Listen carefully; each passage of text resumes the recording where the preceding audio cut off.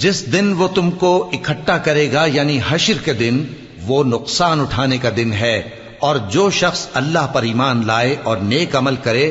وہ اس سے اس کی برائیاں دور کر دے گا اور جنت کے باغوں میں جن کے نیچے نہریں بہ رہی ہیں داخل کرے گا، وہ ہمیشہ ہمیشہ ان میں رہیں گے، یہی بڑی کامیابی ہے۔ اور جنہوں نے کفر کیا اور ہماری آیتوں کو جھٹلایا